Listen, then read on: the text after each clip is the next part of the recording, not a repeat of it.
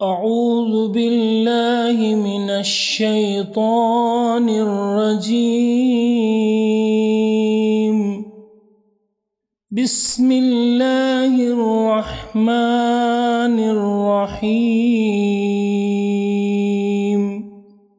فمن أظلم ممن كذب على الله وكذب بالصدق إذ جاءه أليس في جهنم مثوى للكافرين والذي جاء بالصدق وصدق به أولئك هم المتقون.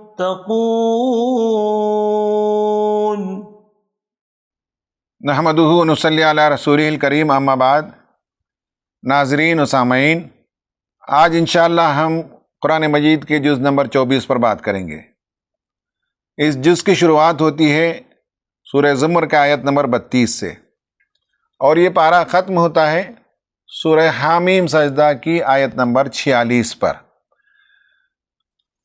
اس میں 2 صورتیں تو حامیم سے متعلق ہیں، 7 صورتیں ہیں جو حامیم سے شروع ہوتی ہیں، جنہیں حوامیم کہا جاتا ہے، اور اس میں سورہ مومن اور سورہ حامیم سجدہ، یہ 2 صورتیں آتی ہیں.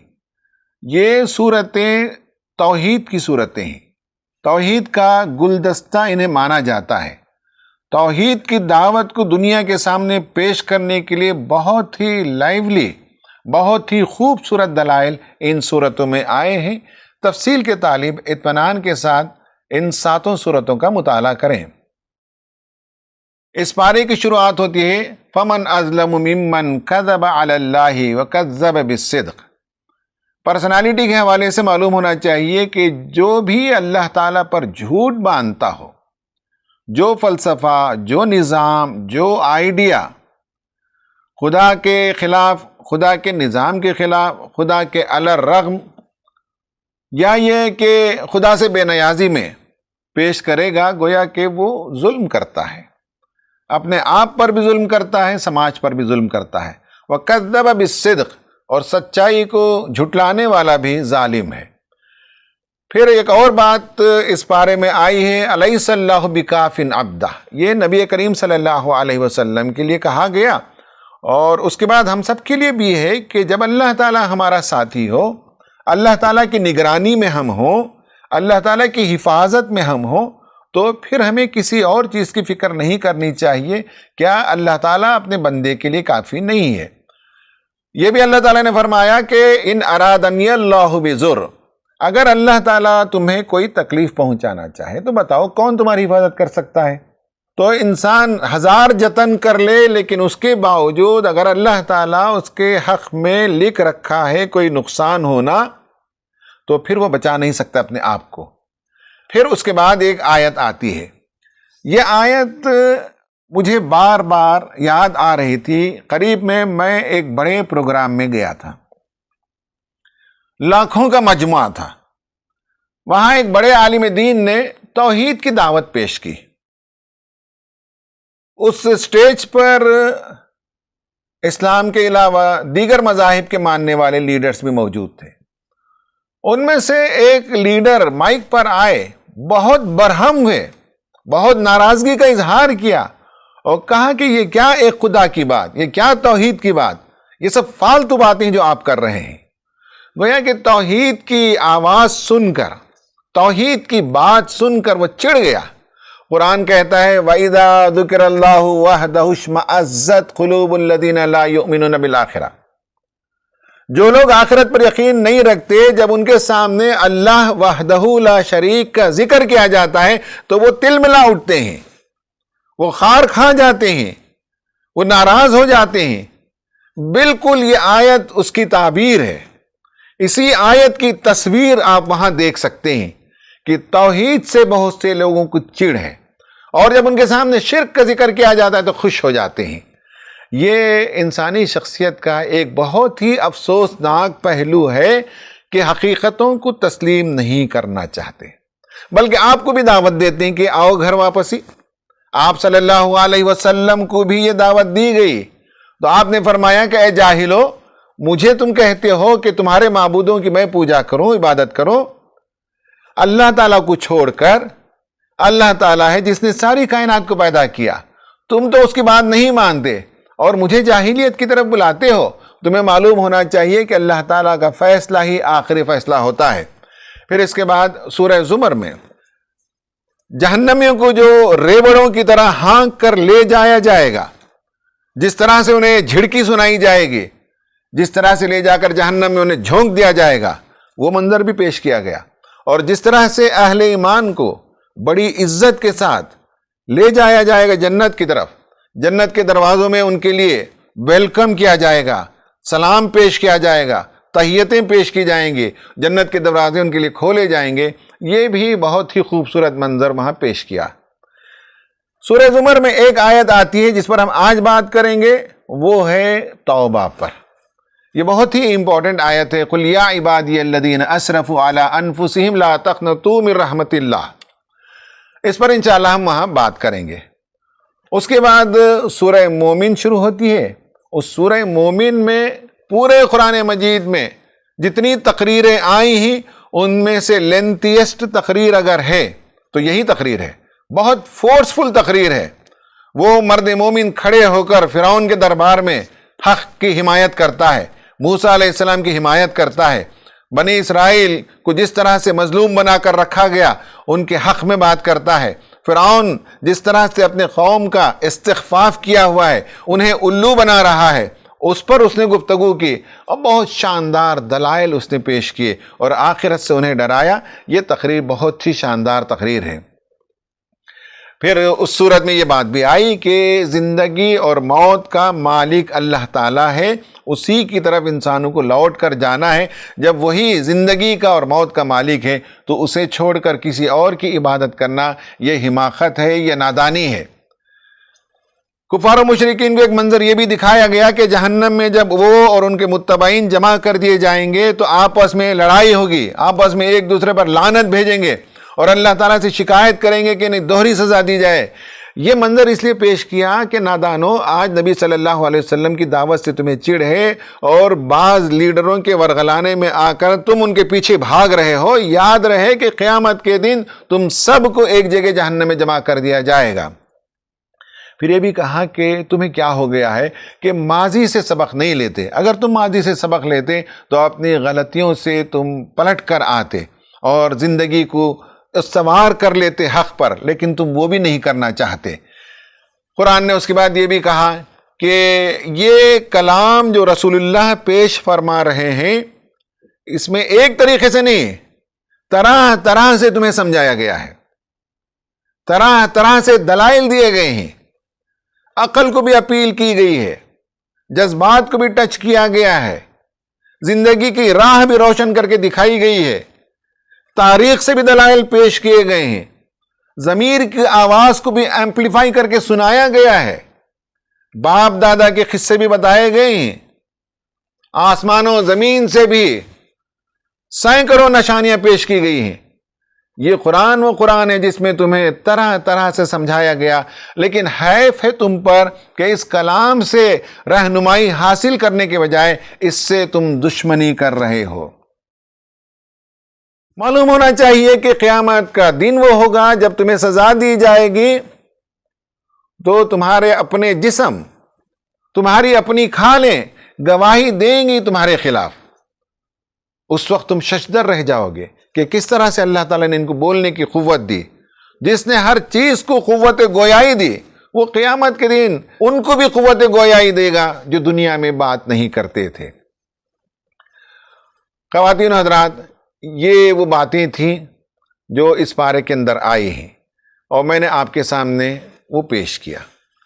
آج ہم جس اسپیشل موضوع پر بات کریں گے وہ ہے کہ گلٹ فری لائف گزارنے کا ایک پروسیس اسلام دیتا ہے، وہ ہے توبہ۔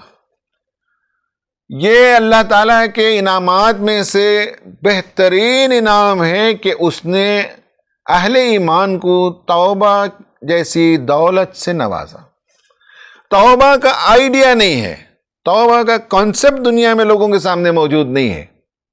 توبہ ایک ایسا موضوع ہے، پیتھولوجیکل سائیکالوجی جسے کہتے ہیں، جو نارمل سائیکالوجی ہے اس میں بھی اسے موضوع بحث نہیں بنایا گیا، اور جو پازیٹیو سائیکالوجی ہے اس میں بھی اسے موضوع بحث نہیں بنایا گیا۔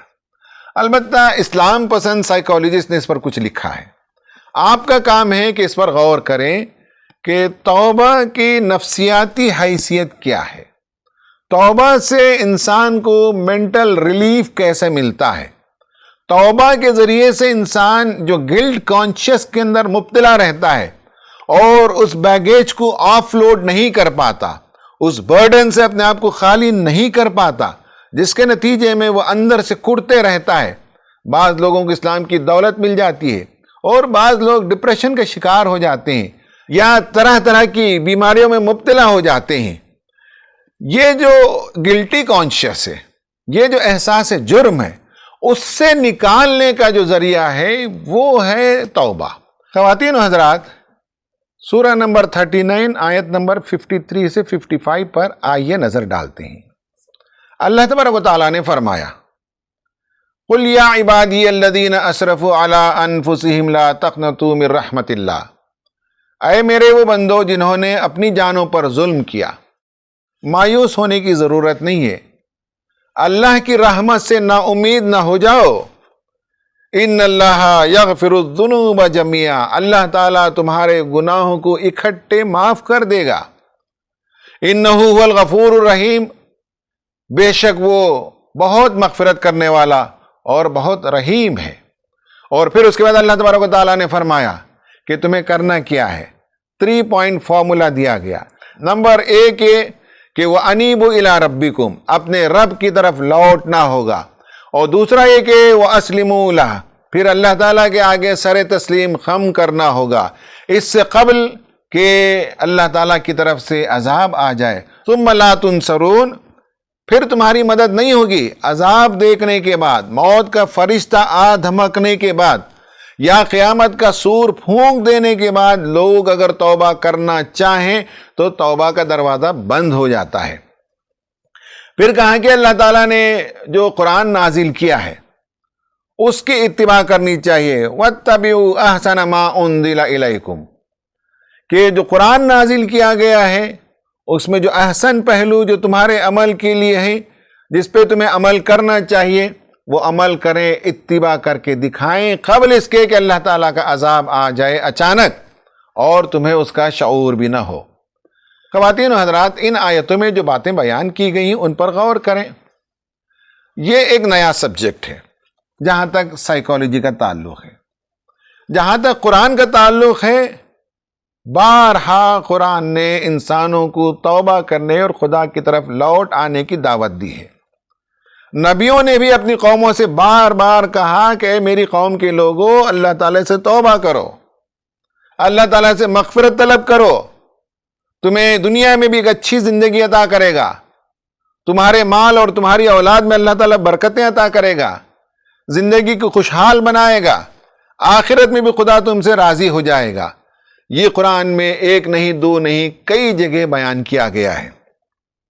میں نے جیسے کہا کہ سائیکالوجی نے اسے موضوع نہیں بنایا، اس لیے کہ سائیکالوجی جو آج کی سائیکالوجی ہے اس میں خدا کا بھی تصور نہیں ہے اور روح کا بھی تصور نہیں ہے، اس لیے پازیٹیو سائیکالوجی میں بھی یہ مسنگ ہے اور پیتھولوجیکل سائیکالوجی میں بھی یہ سبجیکٹ مسنگ ہے۔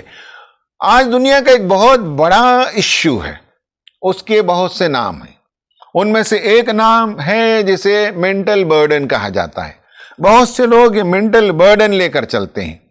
اس کا ایک نام ہے گلٹ کانشیسنس یا گلٹ فیلنگ، احساس جرم، احساس ندامت، احساس گناہ۔ اس بوجھ تلے بہت سے لوگ دبے جا رہے ہیں، لیکن اس سے نکلنے کا کوئی راستہ ان کے پاس موجود نہیں ہے۔ یہ ان کی بدقسمتی ہے۔ اسلام کی خوبیوں میں سے ایک بہت بڑی خوبی یہ ہے کہ اس نے ہمیں دروازہ کھول دیا توبہ کا، اس نے ہمارے لیے راستہ کھول دیا زندگی کو پھر سے سیٹ رائٹ کرنے کا، پھر سے جو ہے فیکٹری سیٹنگ جسے کہتے ہیں، یعنی اللہ تعالیٰ نے جس فطرت پر ہمیں پیدا کیا اس فطرت پر انسان واپس لوٹ کر آ سکتا ہے۔ یہ اسلام کی بہت بڑی خوبی ہے۔ اور انسان غلطی کرتا ہے، کوئی انسان ایسا نہیں جو یہ کہے کہ مجھ سے غلطی نہیں ہوتی ہے۔ انسانوں سے غلطی کا صدور ہونا یہ ان کی پیدائش میں ان بلٹ ہے۔ حضرت آدم علیہ السلام سے جب لغزش ہوئی تو سب سے پہلا کام یہی انہوں نے کیا، ربنا ظلمنا انفسنا وان لم تغفر لنا وترحمنا لنکونن من الخاسرین، پروردگار ہم نے اپنی جانوں پر ظلم کیا، اور اگر تو مغفرت نہیں کرے گا تو ہم خسارہ اٹھانے والوں میں سے ہو جائیں گے۔ یہ انہوں نے دعا کی۔ تو قرآن ہمیں بتاتا ہے کہ حضرت آدم علیہ السلام سے لے کر نبی کریم صلی اللہ علیہ وسلم تک تمام نبیوں کو یہ تعلیم دی گئی، تمام کتابوں میں یہ خوشخبری دی گئی کہ انسان اگر گناہ کرے، لغزش کھائے، اور وہ اگر خدا کے راستے سے منحرف ہو جائے، جب بھی اسے یاد آئے فوراً وہ پلٹ کر آ سکتا ہے۔ ہمارے پاس دروازہ کھلا ہوا ہے اور انسان پھر واپس لوٹ کر آ سکتا ہے، ریپینٹ کر سکتا ہے۔ قرآن نے اسے کہا کہ وَتُوبُوا إِلَى اللَّهِ جَمِيعًا أَيُّهَا الْمُؤْمِنُونَ، اے مومنو تم سب اللہ تعالیٰ کی طرف توبہ کرو، لوٹ کر آؤ، لَعَلَّكُمْ تُفْلِحُونَ، تاکہ تم کامیاب ہو سکو۔ یعنی کامیابی اس پر منحصر ہے کہ انسان بار بار توبہ کرے، اپنی غلطی کا جائزہ لے، اپنے گناہوں کا جائزہ لے، اور خدا کی مرضی کی طرف لوٹ کر آئے۔ اور قرآن یہ کہتا ہے کہ تم میں سے جو کوئی وَمَن لَّمْ يَتُبْ فَأُولَٰئِكَ هُمُ الظَّالِمُونَ، جو توبہ نہیں کرتے وہ ظالم ہیں، اور جو توبہ کرتے ہیں وہ فلاح پانے والے ہوتے ہیں۔ اس طرح کی بے شمار آیتیں قرآن مجید میں ہمیں ملتی ہیں۔ آپ صلی اللہ علیہ وسلم کی بہت مشہور حدیث ہے جس میں آپ صلی اللہ علیہ وسلم نے فرمایا کہ میں اللہ تعالیٰ کا استغفار دن میں 70 مرتبہ کرتا ہوں۔ یہ بخاری کی حدیث ہے، اور بعض حدیثوں سے معلوم ہوتا ہے کہ آپ صلی اللہ علیہ وسلم 100 مرتبہ استغفار کرتے تھے۔ استغفار کا ایک معنی یہ اچھی طرح سے سمجھ لیجئے، توبہ کا ایک معنی اچھی طرح سے سمجھ لیجئے، اور اس معنی کو بیان کرنے سے پہلے یہ بات سمجھ لیجئے کہ استغفار اور توبہ میں تھوڑا سا ٹیکنیکل فرق ہے، لیکن ہم اسے انٹرچینجبل ورڈ کی طرح استعمال کرتے ہیں۔ استغفار تو انسان سے صبح شام انکانشیسلی جو غلطیاں ہوتی ہیں ان کے لیے آدمی استغفار کرتا ہے۔ توبہ کا مطلب ہے اسپیسیفک جو غلطی ہم نے کی ہے اسے یاد کر کے توبہ کرنا اور اس رویے کو درست کرنا، اس کو کہتے ہیں توبہ۔ تو ان دونوں میں تھوڑا سا فرق ہے لیکن انٹرچینجبل استعمال ہوتا ہے۔ تو آپ صلی اللہ علیہ وسلم کے استغفار کے سلسلے میں یہ بات سمجھ لیجئے کہ ہمیں جو معلوم ہے کہ آپ صلی اللہ علیہ وسلم کو اللہ تعالیٰ نے سورہ نصر میں تعلیم دی، اذا جاء نصر اللہ والفتح ورأیت الناس يدخلون فی دین اللہ افواجا فسبح بحمد ربک واستغفر انہ کان توابا۔ یعنی انسان گناہ کرے تبھی توبہ نہیں ہے، بلکہ نیکی کرنے کے باوجود یہ فیلنگ آپ صلی اللہ علیہ وسلم کو تھی کہ نبوت کا جو حق ادا کرنا چاہیے تھا شاید میں نے نہیں کیا، اس لیے اللہ تعالیٰ کی تسبیح بیان فرماتے تھے اور حمد بیان فرماتے تھے اور استغفار کرتے تھے۔ اور آپ کو نبوت کا کام جب ختم ہوا تب آپ کو یہ تعلیم دی گئی۔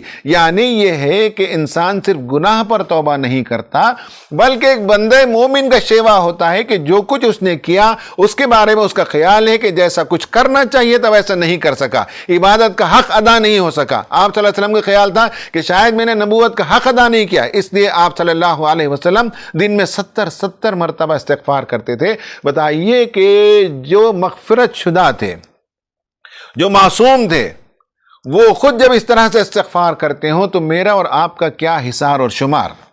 اس لیے ہمیں استغفار کو لازم پکڑنا چاہیے۔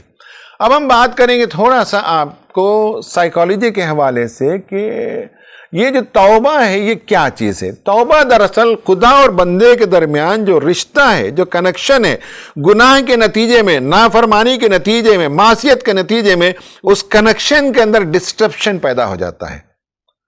وہ جو تعلق اللہ سے وہ ریلیشن شپ کٹ جاتا ہے، اور توبہ کے ذریعے سے پھر اللہ تعالیٰ سے تعلق کو استوار کر لیا جاتا ہے۔ تو بندہ اور خدا کے درمیان جو تعلق ہے اس تعلق سے منقطع ہونے کا نام گناہ ہے، اور اس تعلق کو اثر نو جوڑنے کا نام توبہ ہے۔ چونکہ اللہ سے ہمارا تعلق مورل ریلیشن شپ ہے، اس نے ہمیں ایک مورل کوڈ دیا ہے، اور اگر شریعت ہمارے پاس مدون شکل میں نہ بھی ہوتی، جن کے پاس شریعت نہیں ہے، جن کے پاس کتاب نہیں ہے، جن کے پاس دین نہیں ہے، وہ بھی جو ہے اپنی موریلٹی کے لیے اللہ تعالیٰ کے پاس آنسریبل ہیں۔ وہاں اللہ تعالیٰ ان سے پوچھے گا، اس لیے کہ مورل سینس اللہ تعالیٰ نے ہمارے اندر رکھا ہے، اور یہ ریلیشن شپ ہے انسان اور خدا کا کہ وہ مورل ریلیشن شپ ہے. اور جب بھی انسان اخلاقیات کے حدود کو توڑتا ہے، فسق کرتا ہے، فجور کرتا ہے، گناہ کرتا ہے، نافرمانی کرتا ہے، تو اس کے نتیجے میں انسان کی سائیکالوجی پر بھی اثر پڑتا ہے. تو توبہ ایک سائیکالوجیکل فیکٹر ہے، توبہ ایک اسپرچول فیکٹر ہے، توبہ ایک مورل فیکٹر ہے. اس پہلو سے اس کا مطالعہ ہونا چاہیے. اور توبہ کا ایکسپیرینس کرنے کے بعد انسان کے اندر پھر سے تازگی آ جاتی ہے، احساس جرم سے وہ خالی ہو جاتا ہے. یہ بہت بڑی چیز ہے. خواتین و حضرات، میں بار بار یہ کہہ رہا ہوں کہ موجودہ نفسیات کی کتاب میں گلٹ ایک موضوع ہے، لیکن گلٹ آیا کیوں اور گلٹ جائے گا کیسے، یہ دونوں سوالات جو ہے ان آنسرڈ ہیں. گلٹ آتا کیوں ہے؟ اسلام ہمیں بتاتا ہے کہ انسان ایک مورل بینگ ہے، اس کے اندر ضمیر کو رکھا، ضمیر کی آواز ہے، انر وائس آف گاڈ ہے. اور جب انسان اخلاقی حدود کو پھلانگتا ہے، بے راہ روی کرتا ہے، گناہ کرتا ہے، سیکسول پرورشن کا شکار ہوتا ہے، دوسروں کے حقوق مارتا ہے، تو فوراً یہاں کا بلنکر اسے بتاتا ہے کہ تم باؤنڈری کراس کر رہے ہو. یہ بلنکر فوراً بتاتا ہے اور ہمیں معلوم ہوتا ہے کہ ہم غلط کر رہے ہیں، اور انسان اسے دبا دیتا ہے. لیکن پھر بھی اندر کی آواز دبتی نہیں، پھر وہ ضمیر انسان کو پھر کہتا ہے کہ تم غلط کر رہے ہو. یہ جو گلٹ پیدا ہونے کی اصل وجہ یہ ہے کہ انسان کے اندر نفس لوامہ کو رکھا، اور انسان مورل بینگ ہے، اور جب بھی وہ امورالٹی کے ایکٹ کرے گا تو لازماً اس کے اندر گلٹ کا احساس پیدا ہوگا. اور اس سے نکلنے کا ایک ہی راستہ ہے، وہ ہے آپ صلی اللہ علیہ وسلم نے فرمایا کہ کل بنی آدم خطاء وخیر الخطائین التوابون. تمام بنی آدم گنہگار ہیں، اور سب سے بہترین گنہگار وہ ہیں جو اللہ تعالیٰ سے توبہ کرے. تو توبہ ہی وہ ذریعہ ہے جس کے ذریعے سے انسان گلٹ سے نکل سکتا ہے. کتنے لوگوں کے واقعات میرے پاس آتے رہتے ہیں، زندگی میں سب گناہ کرتے ہیں. بعض لوگوں کے گناہ سنگین ہوتے ہیں، بہت بڑے بھیانک جرم کرتے ہیں، اور وہ اپنی جانوں پر ایسا ظلم کرتے ہیں، مسلمان ہوتے ہوئے بھی مایوسی کا شکار ہو جاتے ہیں. انہیں نہیں معلوم ہے کہ ان کا رب معاف کرنے والا ہے. ان کا رب انہیں دامن کھول کر رکھا ہے، خاص کر رمضان کی راتوں میں، کہ آؤ میرے بندو، میں تمہیں معاف کرنے کے لیے تیار ہوں. وہ یقین چاہیے، اور اس یقین کے ساتھ خدا کی طرف انسان پلٹے گا تو گلٹ سے باہر نکل سکتا ہے. یہ ایک ایسا پرابلم ہے جس میں بہت سے نوجوان مبتلا ہیں، بہت سی خواتین مبتلا ہیں، بہت سے لوگ اپنی شکایتیں لاتے ہیں. ان کا نفس بہت بوجھل ہو جاتا ہے، ان کا دل بہت بھرا بھرا سا رہتا ہے، اور اسے کیسے خالی کیا جائے، کیسے دل کو سکون ملے، کیسے انر فیلنگ کو بیٹر کیا جائے، یہ لوگوں کو نہیں معلوم ہوتا ہے. اور شیم کے ایکٹ یا اس طرح کے اور بہت سے حقوق کے غصب کرنے کے ایکٹ ہوتے ہیں، اور اس کے نتیجے میں ایک ریمورس، ایک ندامت، ایک گلٹ فیلنگ پیدا ہوتے رہتی ہے. اس سے باہر نکلنے کا راستہ قرآن ہمیں بتاتا ہے.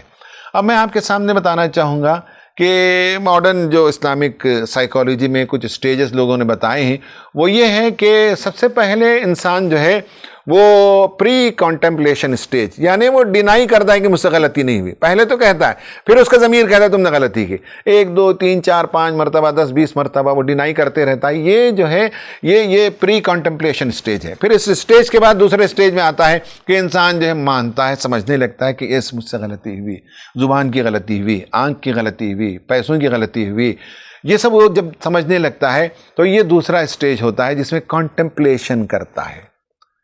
وہ ریکگنائز کرتا ہے کہ اس سے غلطی ہو گئی، وہ احساس کے اندر مبتلا ہوتا ہے، احساس ندامت کے اندر، سینس آف گلٹ کے اندر مبتلا ہوتا ہے. یہ دوسرا مرحلہ ہوتا ہے. اور پھر اس کے بعد تیسرا مرحلہ یہ ہے کہ اگر ہدایت مل جائے، توفیق مل جائے، تو پریپریشن سٹیج شروع ہوتا ہے. یعنی یہ ہے کہ وہ اپنے آپ کو گناہ سے پاک کرنے کی تیاری کرتا ہے، سوچتا ہے، دعا کرتا ہے، نمازیں پڑھتا ہے، صدقہ دیتا ہے، جن پر اس نے ظلم کیا ان تک وہ پہنچتا ہے اور ان سے معافی چاہتا ہے. تو اس کے لیے تیاری کرتا ہے ذہنی طور پر. یہ تیسرا سٹیج ہے پریپریشن کا. چوتھا سٹیج ہے ایکشن سٹیج. پریپریشن اور ایکشن کے بیچ میں شیطان مداخلت کر لیتا ہے. آدمی سوچتا ہے کہ توبہ کروں، پھر اس کے بعد کسی اور کام میں لگا دیتا ہے.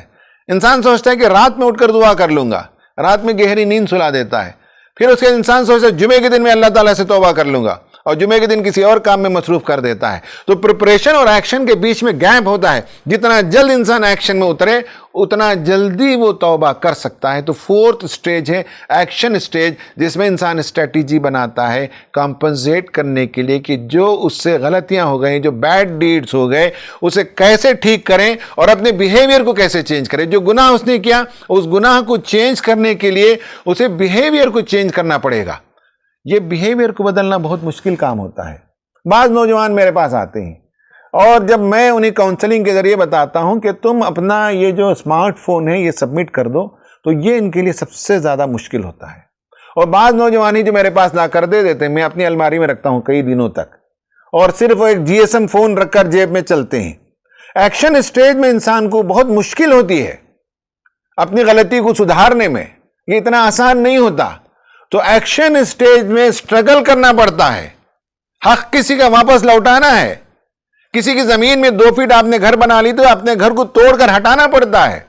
میراث میں آپ نے 10 سال پہلے اپنی بہن کا حصہ نہیں دیا تو آج حصہ دینا پڑتا ہے۔ ایکشن سٹیج بہت مشکل سٹیج ہے، لیکن ایکشن سٹیج 4تھ سٹیج ہے۔ اور اس کے بعد 5تھ سٹیج یہ ہے مینٹیننس سٹیج، یعنی توبہ کرنے کے بعد ایسا نہیں ہے کہ انسان اب مرتے دم تک پاک صاف ہو گیا۔ ہر آن پیر کے پھسلنے کا امکان ہے، لغزش کے کھانے کا امکان ہے، گناہ میں ڈوبنے کا امکان ہے۔ تو مینٹیننس کرتے رہنا پڑتا ہے، بار بار توبہ کرتے رہنا ہے، بار بار استغفار کرتے رہنا ہے۔ اور رمضان کا مہینہ خاص کر آتا ہے، انسان جو ہے ری ہالنگ کرے، انسان اوور ہالنگ کرے، اپنے آپ کو ری اورینٹ کرے اور ایک نئی شخصیت کو دریافت کرے۔ توبہ کے ذریعے سے یہ ممکن ہے۔ اور ایک دلچسپ بات یہ ہے کہ ایک سٹیج ہوتا ہے ریلیپس کا، کہ پھر وہی گناہ ہو جاتا ہے۔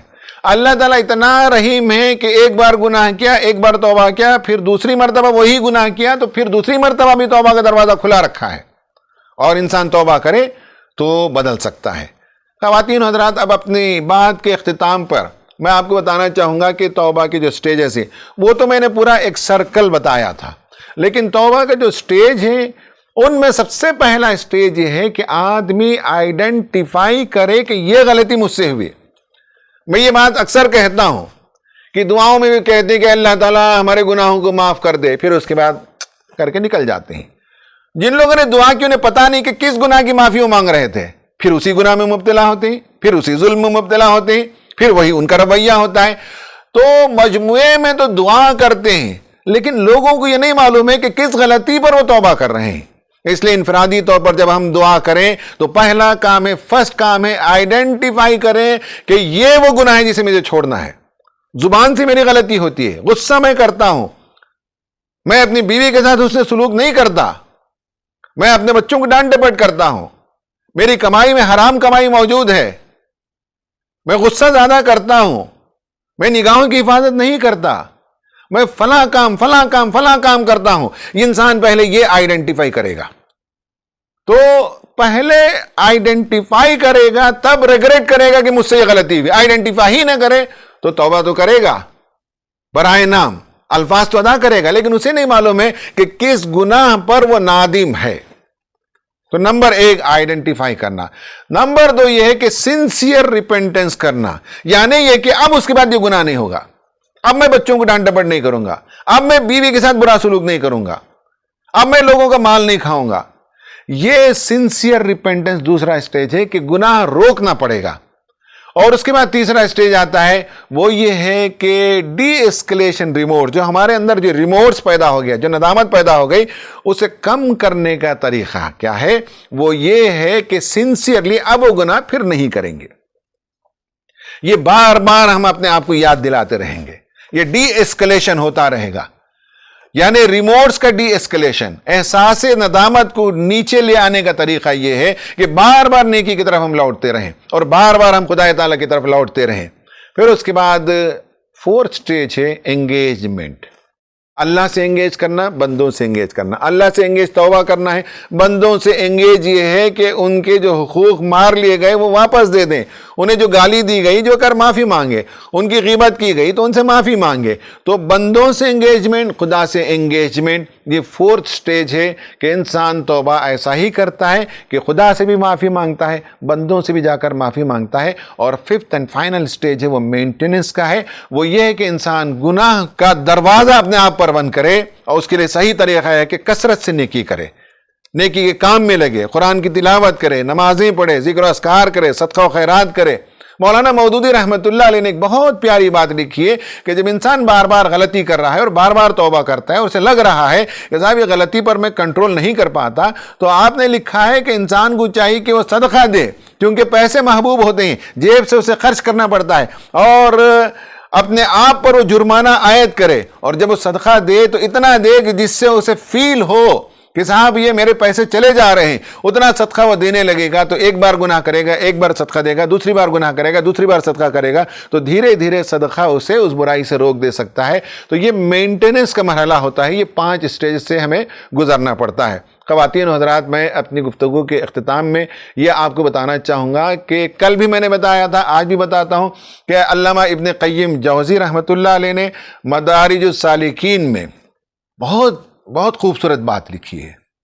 وہ یہ کہ سورہ فاتحہ خود جو ہے توبہ کی صورت ہے۔ جب انسان اللہ تعالیٰ کے حضور کھڑا ہوتا ہے تو یہ 5 مرحلوں کو آپ چیک کر لیجئے نماز میں، تو سب سے پہلے اپنے آپ کو خدا کے سامنے پیش کرتا ہے۔ مالک یوم الدین جب کہتا ہے تو لرز جاتا ہے، وہ اپنے آپ کو محسوس کرتا ہے کہ خدا کے آگے کھڑا ہے، خدا عرش پر متمکن ہے، خدا دیکھ رہا ہے ہماری ایک ایک غلطی کو، ہمارے ایک ایک گناہ کو، دل میں اٹھنے والے جذبات کو دیکھ رہا ہے۔ یہ کسی زمانے میں شاید انسان پرسیو نہ کر سکتا تھا، لیکن آج آپ دیکھ سکتے ہیں کہ جس طرح سے CCTVs لگنے کے نتیجے میں کسی بڑے آفس میں آپ چلے جائیے تو ایک بڑی دیوار میں بے شمار اسکرینز ہوتے ہیں، اور پورے کیمپس میں جو کچھ ہو رہا ہے انسان اس روم میں، اس دیوار میں دیکھتا ہے کہ ہزاروں کیمرے کیمپس میں لگا دیتے ہیں، فیکٹریز میں اور کمپنیوں میں، اور ایک روم میں بیٹھ کر انسان دیکھتا ہے۔ آج انسان کو سمجھ میں آتا ہے کہ ایک ایک حرکت، ایک ایک عمل کو آبزرو کیا جا سکتا ہے۔ اللہ تعالیٰ عرش میں بیٹھا ہے، بھائی ہم کھڑے ہو کر اس کے سامنے مالک یوم الدین پڑھتے ہیں تو احساس ہوتا ہے کہ ہمیں خدا کے سامنے قیامت کے دن کھڑے ہونا ہے۔ پھر اس کے بعد انسان جو ہے اپنی غلطی کا ادراک کر کے وہ اللہ تعالیٰ سے دعا کرتا ہے۔ تو پہلا مرحلہ وہ کہتے ہیں سورہ فاتحہ پڑھتے وقت اسٹیٹ آف اویکننگ، اویکن ہوتا ہے، وہ خدا کے سامنے کھڑا ہوا ہے۔ دوسرا اسٹیج ہے وہ ہے دا اسٹیشن آف انسائٹ، آدمی کو شعور پیدا ہوتا ہے، ایک روشنی آتی ہے، روشنی جیسے ہی آتی ہے اسے احساس ہوتا ہے کہ میری رہنمائی ہونی ہے، تو ایاک نعبد، وہ کہتا ہے اے پروردگار میں تیری عبادت کرتا ہوں اور تجھی سے مدد مانگتا ہوں، مجھے سیدھا راستہ دکھا۔ یہ انسائٹ پیدا ہوتا ہے سورہ فاتحہ پڑھتے ہوئے انسان کے اندر۔ اس کے بعد انہوں نے تیسرا مرحلہ کہا وہ ہے دی اسٹیشن آف پرپز۔ اب اسے معلوم ہوتا ہے کہ میری زندگی ایسے نہیں جانوروں کی طرح چرنے چگنے کے لیے بھیج دیا گیا، پرپز ہے، اور وہ پرپز اس وقت تک پورا نہیں ہوگا جب تک کہ مجھے راستہ نظر نہ آ جائے، مجھے سیدھا راستہ دکھا دے۔ وہ انسان پوچھتا ہے۔ توبہ جو ہے سورہ فاتحہ کے اندر کس طرح سے امبائبڈ ہے، بہت شاندار طریقے سے انہوں نے بتایا کہ 5 مرتبہ ہم نماز میں کئی مرتبہ سورہ فاتحہ پڑھتے ہیں، اور ان منزلوں سے ہم گزرتے ہیں، ان اسٹیشن سے گزرتے ہیں۔ تو ان اسٹیشن سے گزرتے ہوئے یہ تیسرا اسٹیشن ہے جس میں پرپز آف لائف معلوم ہوتا ہے، اور آخری اسٹیشن یہ ہے کہ آدمی ریزالو کرتا ہے کہ پروردگار مجھے سیدھا راستہ دکھا، ان لوگوں کا راستہ نہیں جن پر تیرا غضب ہو گیا، ان لوگوں کا راستہ نہیں جو راہ حق سے بھٹک گئے، مجھے سیدھا راستہ دکھا۔ یہ اس کا ریزالو ہے، یہ اس کا کمٹمنٹ ہے، خدا سے ایک سوئی سے وہ پوچھتا ہے کہ میں اب سیدھے راستے پر چلنا چاہتا ہوں۔ جب اس نے سورہ فاتحہ پڑھتے وقت عزم کر لیا تو اب عزم کے مطابق نماز کے بعد عمل کرنا ہوتا ہے۔ تو سورہ فاتحہ کے اندر بھی توبہ کے سلسلے میں بہت شاندار رہنمائی ملتی ہے۔ جو لوگ اس کتاب کو پڑھیں گے وہ اس سے بہت ہی محظوظ ہوں گے، اور بہت سے نئے نکات آپ کے سامنے آئیں گے۔ خواتین و حضرات، میں اپنی گفتگو ختم کر چکا، اور آپ سے یہی کہنا چاہتا ہوں کہ انفرنس کی حیثیت سے کہ رمضان المبارک کی راتوں میں نمبر 1 یہ ہے کہ ہم پن پوائنٹ کریں کہ ہم سے کیا غلطی ہوئی، اور پن پوائنٹ کر کے اسی پر توبہ کریں۔ آج کی رات ایک موضوع پر کریں، کل کی رات دوسرے موضوع پر کریں، پرسوں رات تیسرے موضوع پر کریں. ضروری نہیں ہے کہ ایک ہی نشست میں سارے گناہوں کو آپ تذکرہ کر لیں. اللہ تعالیٰ سے الگ الگ ایک موضوع پر اطمینان سے گفتگو کریں اور ایسی معافی چاہیں اور ایسا توبہ کریں کہ پھر اس کے بعد گناہ کی طرف آمادگی نہ ہو. آخری بات یہ ہے کہ انفرنس وہ یہ ہے کہ اصل توبہ یہ ہے کہ انسان کا دل ملامت کرنے لگے، دل شک ہو جائے، دل پارا پارا ہو جائے، دل کے اندر بہت زبردست تکلیف پیدا ہو جائے کہ میں نے خدا کی نافرمانی کی، میں نے گناہ کر دیا، میں نے بندوں کے حقوق ادا نہیں کیے. جب تک دل کے اندر یہ کیفیت پیدا نہیں ہوتی، انسان کا دل محسوس ہوتا ہے کہ وہ شک ہو چکا ہے، وہ پارا پارا ہو چکا ہے گناہوں کے نتیجے میں، پھر توکل سے اس دل کے ٹکڑوں کو جمع کرتا ہے اور توبہ کے پیسٹ لگا کر اسے پھر سے سالم بناتا ہے. پھر عبادت کی روشنی ان کے اندر آتی ہے تو پھر سے ایک نیا دل لے کر، ایک نئی زندگی لے کر انسان میدان عمل میں آتا ہے. یہ دل کی کیفیت کا پیدا ہونا یعنی دل تکلیف محسوس کرے، دل روئے، دل خدا کے حضور جھک جائے اور اس کی حالت زار ہو جائے، اور جب تک انسان توبہ نہ کرے پھر دل کے ٹکڑے جمع نہ ہو جائیں. یہ کیفیت جس دن پیدا ہوتی ہے وہ اصل توبہ کی کیفیت ہے. اللہ سے دعا ہے کہ اللہ تبارک و تعالی ہم سب کو اپنے گناہوں سے تائب ہونے کی توفیق عطا فرمائے. آمین. وآخر دعوانا ان الحمد للہ رب العالمین.